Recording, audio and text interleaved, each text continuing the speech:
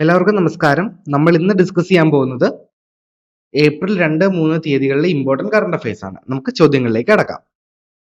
നമ്മുടെ ഒന്നാമത്തെ ചോദ്യം, ATP പുരുഷ ടെന്നീസ് റാങ്കിങ്ങിൽ ഒന്നാമതാകുന്ന ഏറ്റവും പ്രായം കൂടിയ താരം എന്ന റെക്കോർഡ് സ്വന്തമാക്കിയത് ആരാണ്? അതായത് ATP പുരുഷ ടെന്നീസ് റാങ്കിങ്ങിൽ ഒന്നാം സ്ഥാനത്തെത്തുന്ന പ്രായം കൂടിയ താരം ആരാണ്? നൊവാക് ജോക്കോവിച്ച്. ആരാണ്? നൊവാക് ജോക്കോവിച്ച്. ഇമ്പോർട്ടന്റ് ക്വസ്റ്റ്യൻ ആണ്, ഓർത്തിരിക്കുക. നമ്മുടെ രണ്ടാമത്തെ ചോദ്യം, മയാമി ഓപ്പൺ പുരുഷ ഡബിൾസ് കിരീടം നേടിയത് രോഹൻ ബൊപ്പണ്ണ, മാറ്റ് എബ്ഡൻ സഖ്യമാണ്. ആരൊക്കെയാണ്? രോഹൻ ബൊപ്പണ്ണ, മാറ്റ് എബ്ഡൻ സഖ്യം. ഓർത്തിരിക്കുക.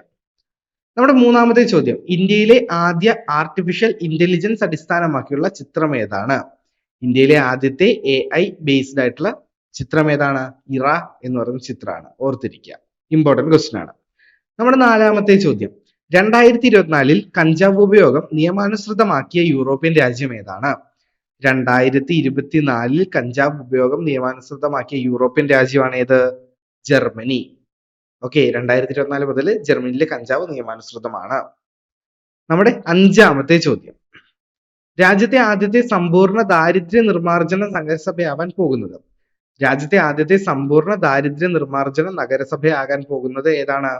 കൊട്ടാരക്കര നഗരസഭയാണെന്ന് ഓർത്തിരിക്കുക. ഏത് നഗരസഭയാണ്? കൊട്ടാരക്കര നഗരസഭ. നമ്മുടെ ആറാമത്തെ ചോദ്യം, ഏഷ്യൻ കൗൺസിലിന്റെ അത്ലറ്റിക്സ് കമ്മീഷൻ അംഗമായി നിയമിതയായ ഇന്ത്യൻ വനിത. അതായത് ഏഷ്യൻ കൗൺസിലിന്റെ തന്നെ ആയിട്ടുള്ള അത്ലറ്റിക് കൗൺസിലിന്റെ അത്ലറ്റിക്സ് കമ്മീഷൻ അംഗമായി നിയമിതയായ ഇന്ത്യൻ വനിത ആരാണ്? ഷൈനി വിൽസൺ ആണ്. ആരാണ്? ഷൈനി വിൽസൺ. നമ്മുടെ ഏഴാമത്തെ ചോദ്യം, കേന്ദ്ര സാഹിത്യ അക്കാദമിയുടെ വിശിഷ്ടാംഗത്വ പദവിയിൽ നിന്ന് രാജിവെച്ച പ്രശസ്ത മലയാള സാഹിത്യകാരൻ. നമ്മുടെ ഏഴാമത്തെ ചോദ്യം എന്താണ്? കേന്ദ്ര സാഹിത്യ അക്കാദമിയുടെ വിശിഷ്ടാംഗത്വ പദവിയിൽ നിന്ന് രാജിവെച്ച പ്രശസ്ത മലയാള സാഹിത്യകാരൻ ആരാണ്? സി രാധാകൃഷ്ണനാണ് ആ സാഹിത്യകാരൻ. ആരാണ്? സി രാധാകൃഷ്ണൻ.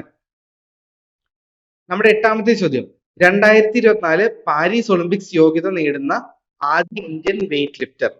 2024 പാരീസ് ഒളിമ്പിക്സിലേക്ക് യോഗ്യത നേടുന്ന ആദ്യത്തെ ഇന്ത്യൻ വെയിറ്റ് ലിഫ്റ്റർ ആരാണ്?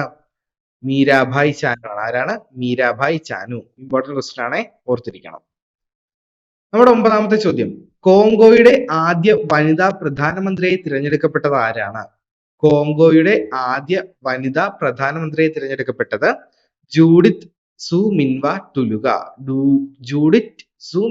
ടുലുഗ എന്നാണ് കോങ്കോയുടെ ആദ്യ വനിതാ പ്രധാനമന്ത്രിയുടെ പേര്. നമ്മുടെ പത്താമത്തെ ചോദ്യം, പരംവീർ ചക്ര ഗാർഡൻ സ്ഥാപിതമായ ഇന്ത്യൻ സംസ്ഥാനം ഏതാണ്? തമിഴ്നാടാണ്. പരംവീർ ചക്ര ലഭിച്ചവരുടെ പ്രതിമകളാണ് ഈ ഗാർഡനിൽ സ്ഥാപിച്ചിരിക്കുന്നത്. എന്താണ് ഈ ഗാർഡന്റെ പ്രത്യേകത? പരംവീർ ചക്ര എന്ന പുരസ്കാരം ബഹുമതി ലഭിച്ചിരിക്കുന്നവരുടെ പ്രതിമകളാണ് ഈ ഗാർഡനിൽ സ്ഥാപിച്ചിരിക്കുന്നത്. നമ്മുടെ 11ാമത്തെ ചോദ്യം, ഗയാന പ്രതിരോധ സേനയ്ക്ക് അടുത്തിടെ ഇന്ത്യയിൽ നിന്നും നൽകിയ വിമാനങ്ങൾ ഏതെല്ലാമാണ്?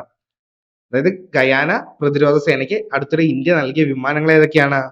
ഡോർണിയർ 228 വിമാനങ്ങളാണ്. ഏതാണ്? ഡോർണിയർ 228 വിമാനങ്ങളാണ്. അടുത്തത്, കേരളത്തിലെ ആഡംബര നികുതിയുടെ പുതിയ പേരെന്താണ്?